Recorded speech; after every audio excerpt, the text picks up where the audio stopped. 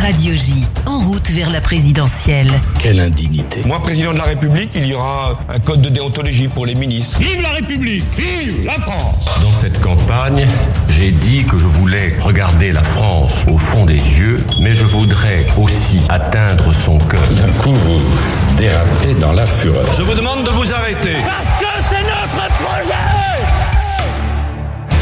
Route vers la présidentielle tous les après-midi, un éditorialiste vient nous raconter les coulisses de la campagne et j'ai le plaisir d'accueillir en ce mardi David Revaud-Dallon. Bonjour David. Bonjour Steve. Vous êtes le chef du service politique du Journal du Dimanche et vous vous intéressez cette semaine à un phénomène politique tout à fait singulier dans cette campagne.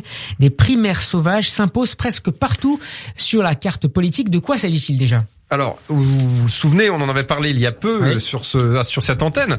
On s'était dit qu'à part les écologistes qui avaient eux organisé une primaire qui avait plutôt bien marché d'ailleurs, qui avait été assez courue, on va dire. Eh bien, tous les partis et notamment les grands partis de gouvernement traditionnels, la droite et le Parti socialiste, après avoir encensé la primaire pendant des années, après avoir considéré que c'était la panacée, la solution miracle, eh bien, l'ont totalement abandonné.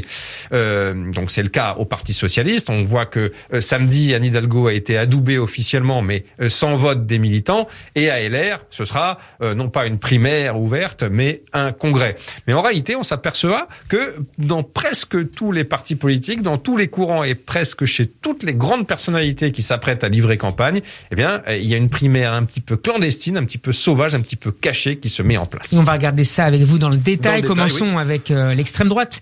Éric Zemmour et Marine Le Pen sont engagés dans une compétition féroce pour le leadership du camp nationaliste. Oui, à l'extrême droite, c'est pas une tradition, la primaire en général au Front National, qu'il s'agisse de celui de Jean-Marie Le Pen ou du Rassemblement National de sa fille Marine Le Pen, on ne vote pas en général pour choisir le candidat, c'est plutôt une succession dynastique. Mais là, patatras, l'arrivée d'Éric Zemmour évidemment bouscule la donne, son irrésistible ascension, si j'ose dire, dans les sondages, puisque il est actuellement testé à peu près au niveau de Marine Le Pen, voire légèrement devant, à 15, 16, 17%.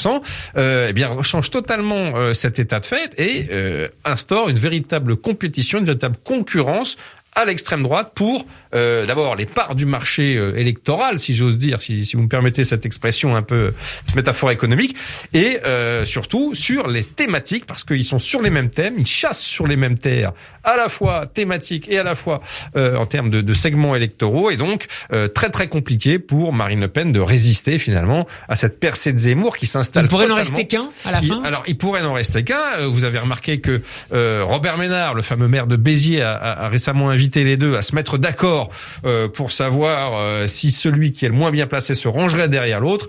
Mais vous allez voir que c'est une problématique, Steve, qui n'est pas prête de se régler par la bonne volonté des intéressés d'une part, et surtout qui se repose dans beaucoup d'autres camps politiques, dans beaucoup d'autres mouvements politiques. Alors à droite, par exemple, l'hypothèse d'une primaire a été écartée au profit d'un congrès qui y ressemble pourtant beaucoup. En fait, ce n'est pas une primaire ouverte, d'accord. On est très loin de la primaire qui avait permis la désignation de François Fillon en 2016. Souvenez-vous, c'était 4 millions de participants. C'était une dynamique énorme, mais bon, il est advenu ce qu'on sait avec cette affaire Pénélope Fillon qui a coûté finalement sans doute la qualification au deuxième tour aux champions de la droite. Aujourd'hui, LR a choisi une désignation en tout petit comité, quasiment en famille, puisque presque personne, même les centristes qui sont quand même leurs alliés, ne seront même pas autorisés à voter, mais on a quand même une primaire, parce que même si le champ est réduit, même si on a 100 000, je crois que c'est actuellement le chiffre des adhérents qui est en train de monter, mais au jour J, c'est ça, eh bien, on a quand même une compétition. On va avoir 4 débats télévisés en un mois. On a des candidats qui sillonnent le terrain,